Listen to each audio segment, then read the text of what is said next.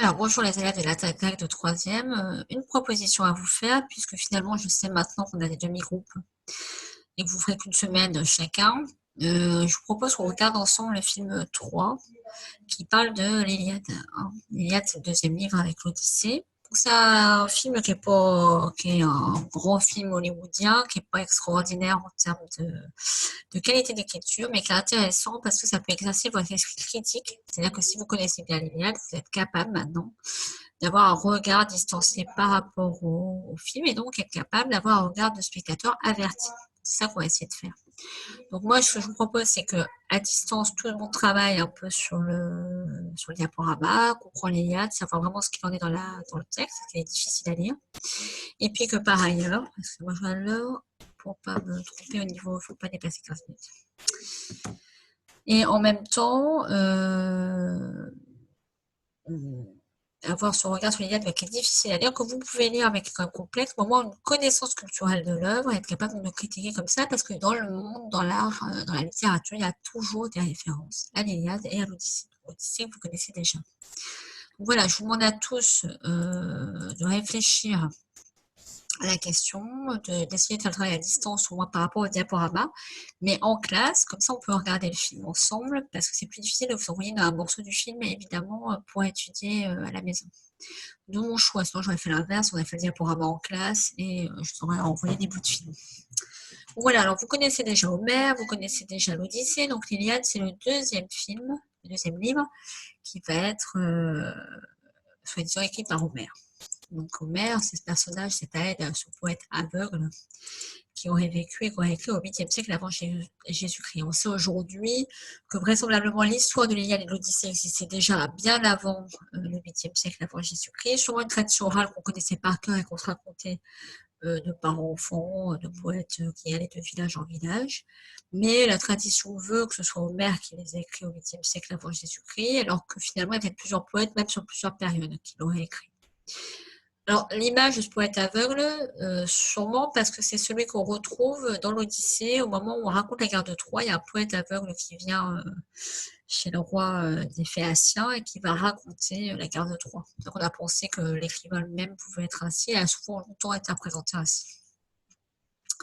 En fait, ça ne raconte pas entièrement la guerre de Troie, 10 ans de guerre de Troie, vous le savez, mais finalement, le livre, qui est assez long, 24 chants, 24 chapitres chantés, du moins mémorisés avec des instruments et poétiques, eh bien, ils vont être, ça va aller de la colère d'Achille à la restitution du corps d'Hector. Enfin, vous verrez ça, on va voir ça dans le détail. Dans un premier temps, tout commence avec une sinistre histoire de conte de fées, c'est-à-dire une déesse Eris, la déesse de la discorde, qui n'est pas invitée au mariage. Au mariage d'une nymphe qui s'appelle Thétis et d'un héros grec qui s'appelle Pelée. Alors, c'est pas n'importe qui, Thétis et Pelée, c'est eux qui vont avoir le héros grec Achille. Mais Eris n'est pas invitée, elle est furieuse, elle décide d'envoyer une pomme d'or entre les déesses pour semer la zizanie. Il y a marqué à la plus belle. Évidemment, elles veulent toutes être la plus belle, donc ça chamaille. Zeus va trancher et dit on n'avait qu'à prendre un pauvre mortel au pif, là, grec, et puis vous lui demandez qui est la plus belle. Bon, les déesses vont pas vraiment jouer le jeu, c'est-à-dire qu'elles vont essayer de lui vendre des pots de vin, la puissance, une ville, tout ce que vous voulez, la victoire. Et Aphrodite a une bonne idée, c'est la déesse de l'amour, lui propose la plus belle femme du monde. Comme Paris est jeune, un peu naïf, il choisit la plus belle femme du monde. Et c'est comme dans les vœux, vous savez, il y a toujours un effet secondaire. L'effet secondaire, c'est que la plus belle femme du monde, Hélène, elle est déjà mariée. Mais ça pose pas de problème à Aphrodite, tu mets un petit peu la pagaille. Puis Paris, c'est pas n'importe qui. Il a été élevé par des bergers parce qu'en fait, un présage à sa naissance a déterminé qu'il semerait la faillite de Troie.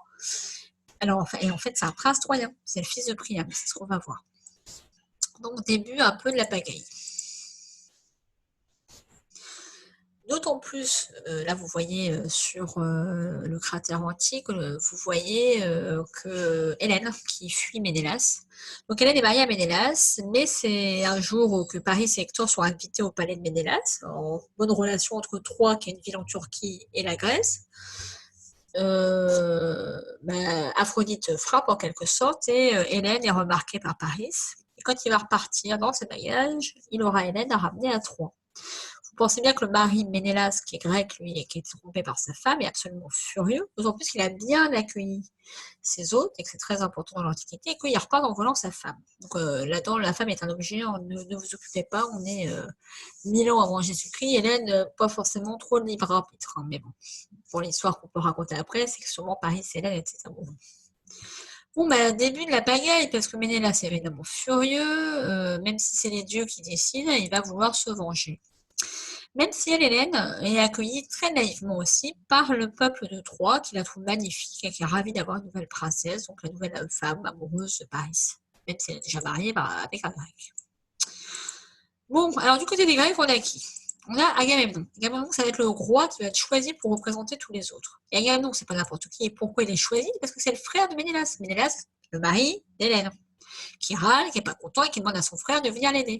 Et puis donc, en découle qu'on va choisir tout un tas de rois et de grands héros grecs pour aller se battre contre les Troyens. Il ne faut pas penser qu'Agamemnon, c'est un gentil frère qui va aider son frère. Hein. C'est lui, il rêve de faire la guerre à Troie depuis des années, qui est très forte et puissante, et puis il saisit l'occasion. En fait, Hélène est le casus belli de la guerre, c'est-à-dire c'est la raison de la guerre, le motif, mais simplement la raison. Lui, il n'en a rien à faire.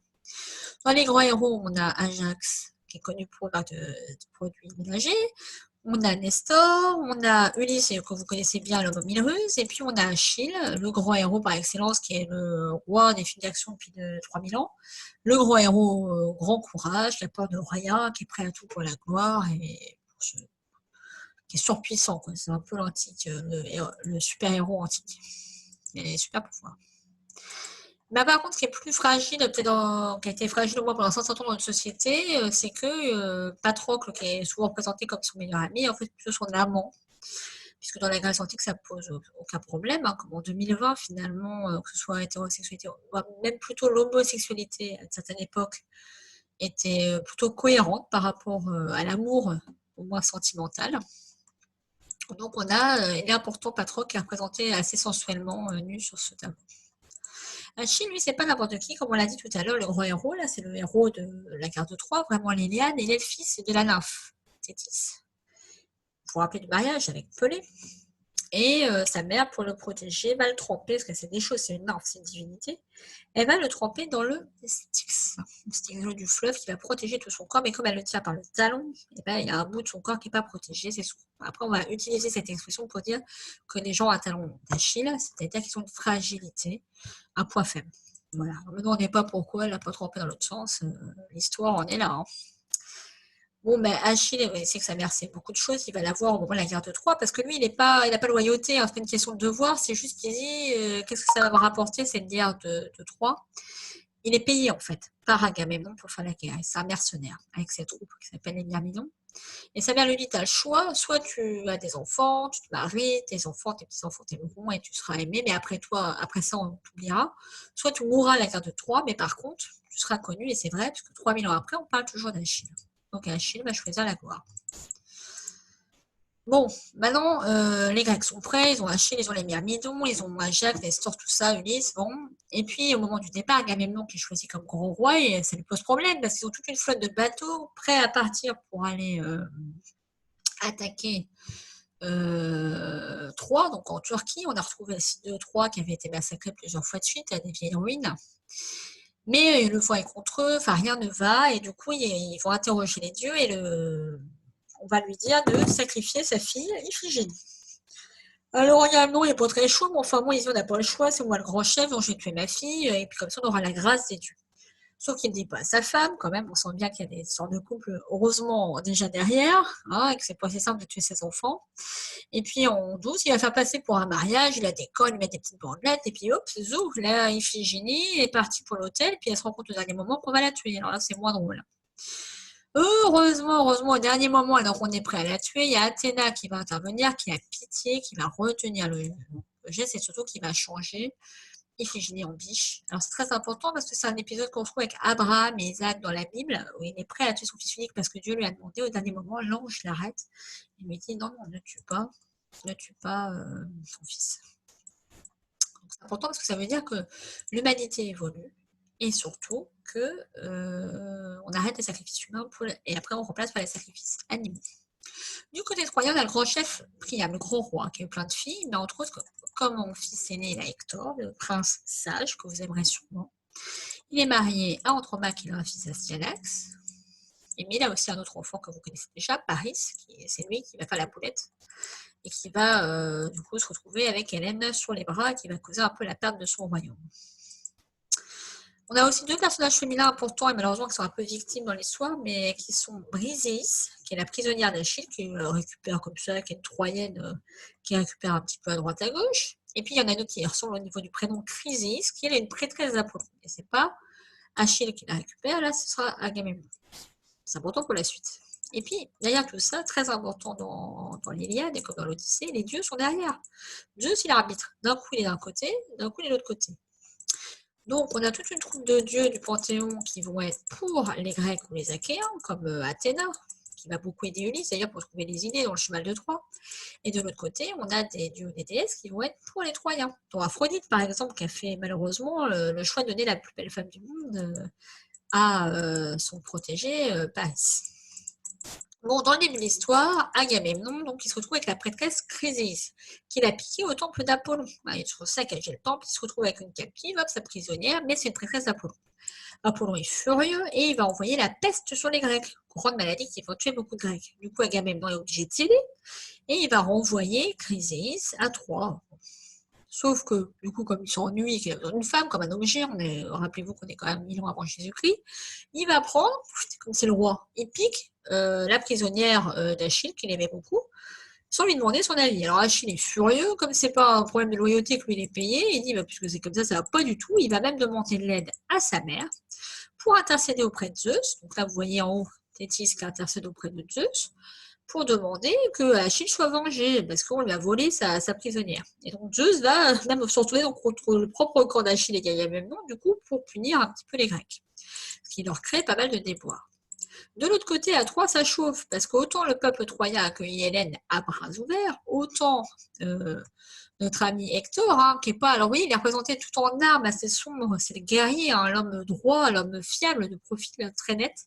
Et puis l'autre, c'est un peu les faibles, le jeune homme qui pense au loisir, il est plus jeune, au plaisir, à la beauté, et qui est aveuglé par cette femme. Et Hector, dans l'ombre, lui dit, écoute mon gars, tu fais n'importe quoi. Et pris un peu de remords, enfin, Parisis, je vais régler le problème, un peu foufou, et je vais affronter le mari d'Hélène, et puis celui qui gagnera, et puis ça mettra fin, ce sera un combat à mort, celui qui gagnera aura Hélène, et puis c'est tout, ça s'arrêtera là. Alors, vous pensez bien que c'est pas si simple que ça. Mais il va quand même se battre, et il va être blessé à la cuisse, parce que Ménélas c'est très fort, et puis il est censé mourir, sauf qu'Aphrodite, finalement, qui est toujours son petit protégé, elle va le sauver au dernier moment. S'ensuit un tas de problèmes, puisqu'il y a une flèche anonyme qui va être lancée du côté troyen sur Ménélas. Et de là, enchaînement de la violence. Ça aurait pu se rester aux deux hommes. Mais vous pensez bien que derrière, il y a toute l'idée de la guerre. On voulait faire la guerre, on n'est pas venu pour Hélène, en vrai. On est venu pour aller détruire Troie et gagner le pouvoir. Donc on va avoir des personnages importants comme Énée, qui va être le père à long terme de Rome, qui va être blessé. On a des déesses qui vont se mettre d'un côté ou de l'autre. On a Hector qui va faire son petit coin. Hector se dit, il faut absolument que j'intervienne, sinon Troie, les Grecs, ça va être la guerre, c'est horrible. Il dit au revoir à sa femme en sachant que il y a peu de chances qu'il les revoie et il a des petites idées. Et nous en sommes là pour cette fois.